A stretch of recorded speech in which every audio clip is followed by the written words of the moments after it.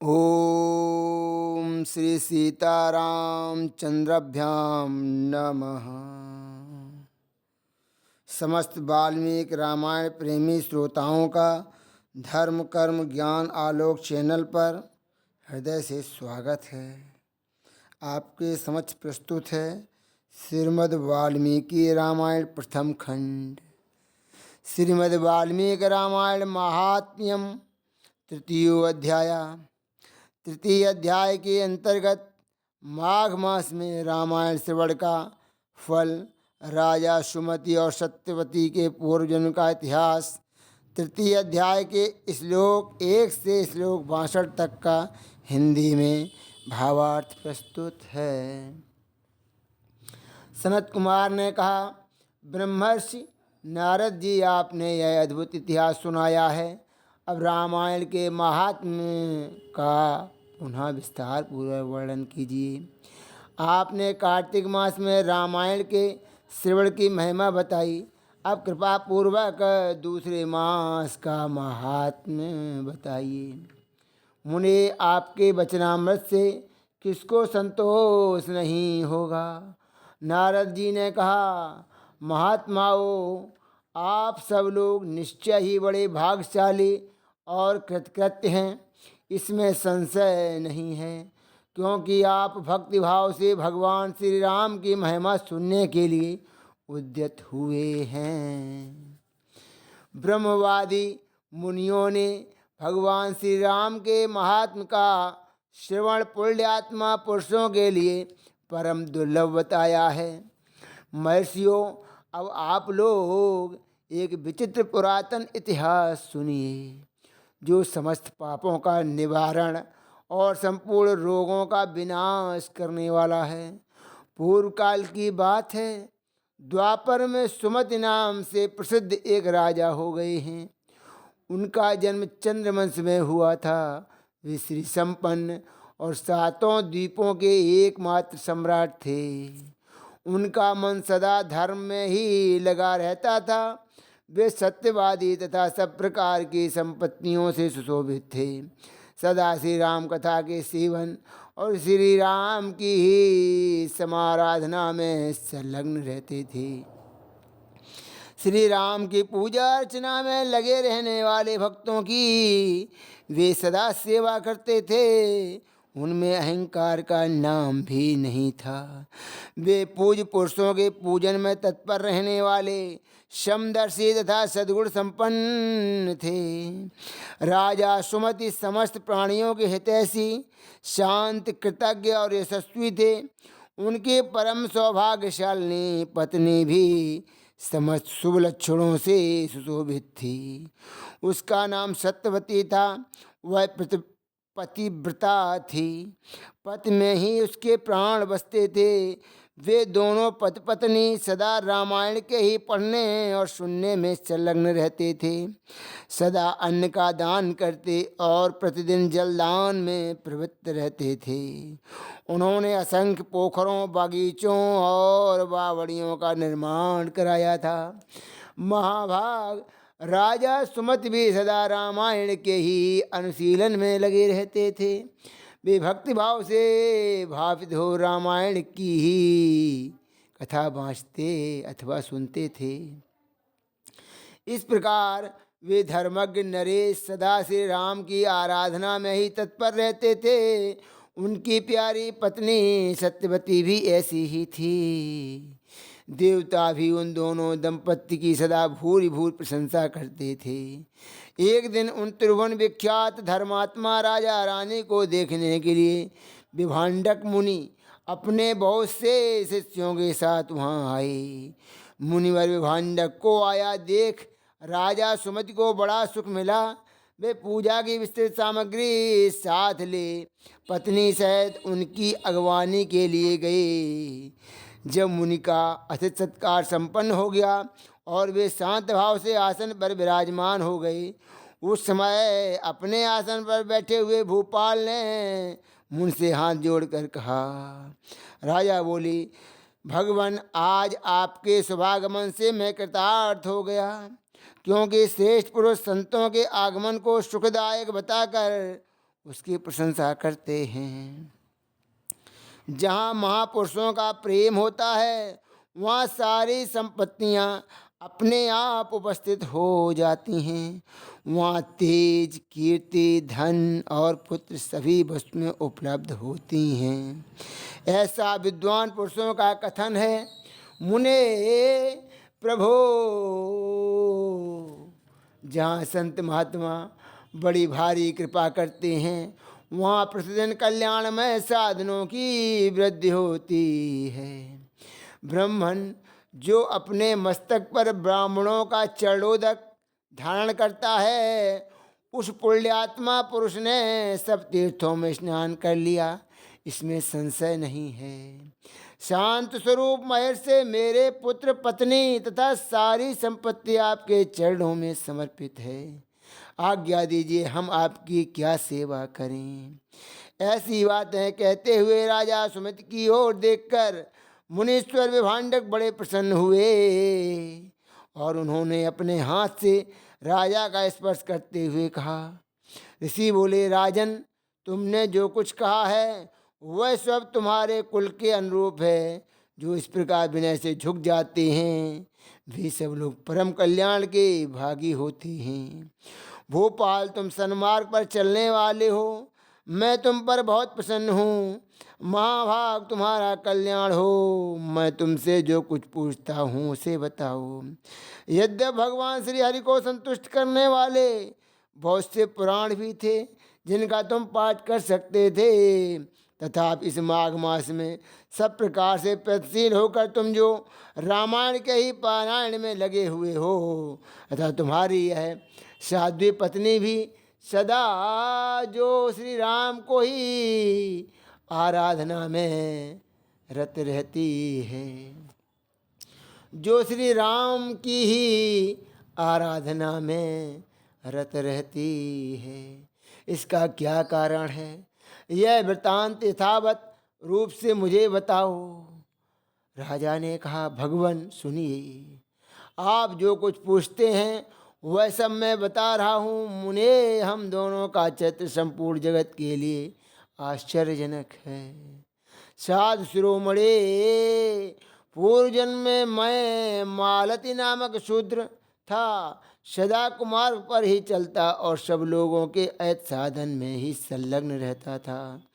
दूसरों की चुगली खाने वाला, दूसरों की चुगली करने वाला, धर्मद्रोही, देवता संबंधी द्रव्य का वहन करने वाला तथा महापातकियों के संसर्ग में रहने वाला था।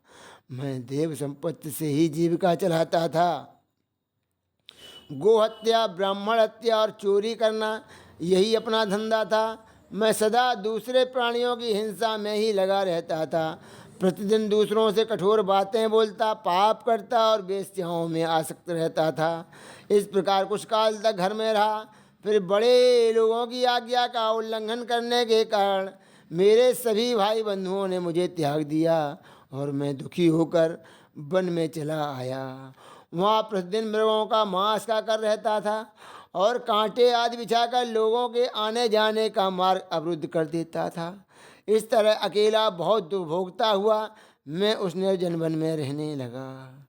एक दिन की बात है, मैं भूखा प्यासा थका मांदा निद्रा से झूमता हुआ एक निर्जन वन में आया।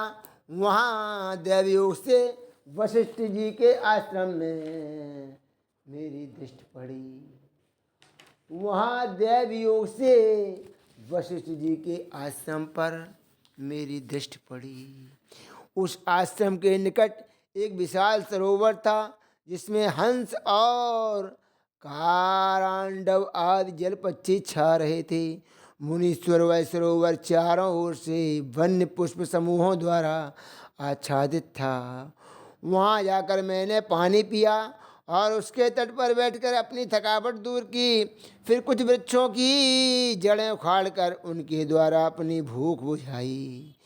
वशिष्ठ के उस आश्रम के पास ही मैं निवास करने लगा। टूटी फूटी स्फटिक शिलाओं को जोड़कर मैंने वहाँ दीवार खड़ी की। फिर पत्तों, तिनकों और काष्ठों द्वारा एक सुंदर घर बना लिया। उसी घर में रहकर मैं व्याधों की वृत्ति का आश्रय ले नाना प्रकार के मृगों को मारकर उन्हीं के द्वारा 20 वर्षों तक अपनी जीविका चलाता रहा। तदंतर मेरी ये साध्वी पत्नी वहाँ मेरे पास आई। पूर्व जन्म में इसका नाम काली था।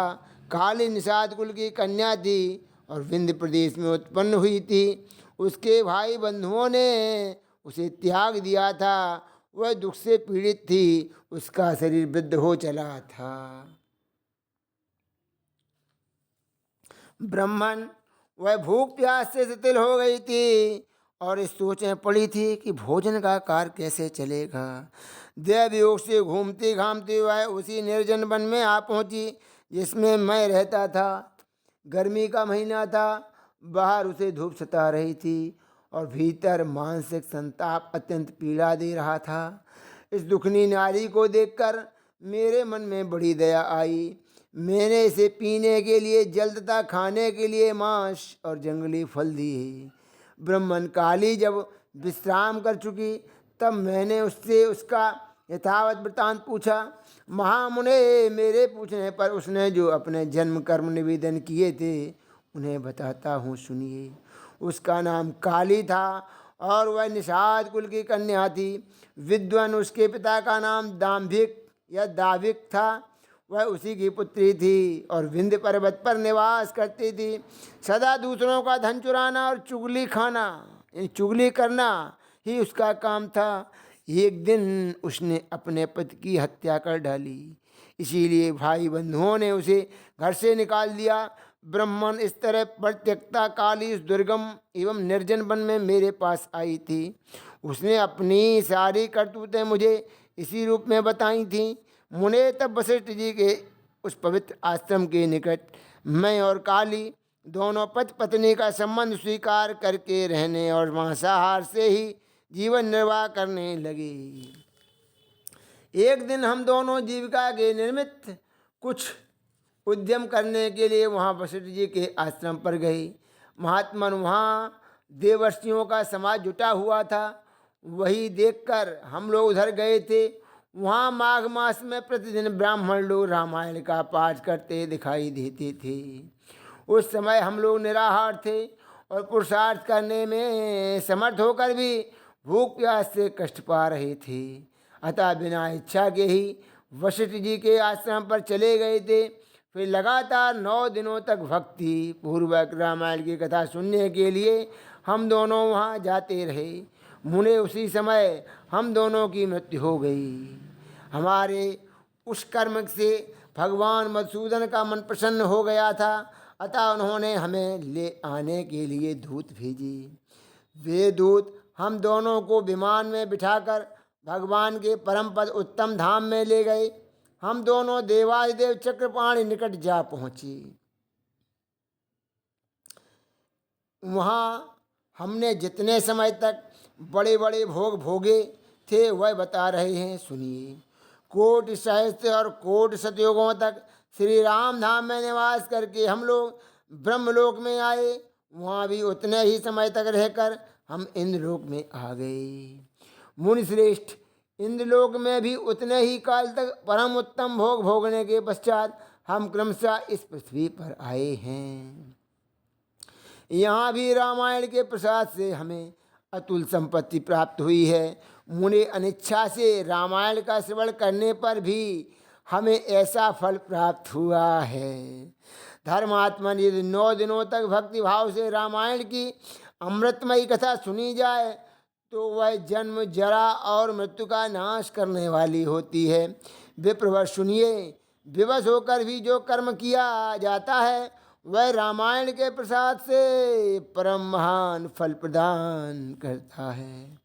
नारद जी कहते हैं, यह सब सुनकर मुनीश्वर विभांडक राजा सुमति का अभिनंदन करके अपने तपोवन को चले गए।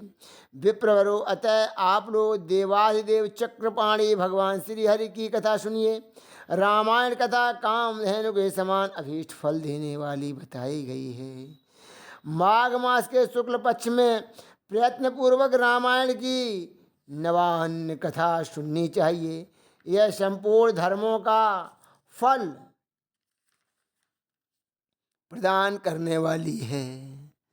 यह पवित्र आख्यान समस्त पापों का नाश करने वाला है।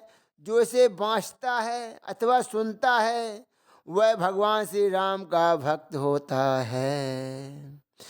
इति श्री स्कंद पुराणे उत्तरखंडे नारद सनत कुमार संवादे रामायण महात्म्ये माघ फलानुकीर्तनम नाम तृतीयो अध्याय। इस प्रकार श्री स्कंद पुराण के उत्तराखंड में नारद सनत कुमार संवाद के अंतर्गत रामायण महात्म्य के प्रसंग में माघ मास में रामायण कथा श्रवण के फल का वर्णन नामक तीसरा अध्याय पूरा हुआ। बोलो श्री सीता रामचंद्र जी महाराज की जय हो।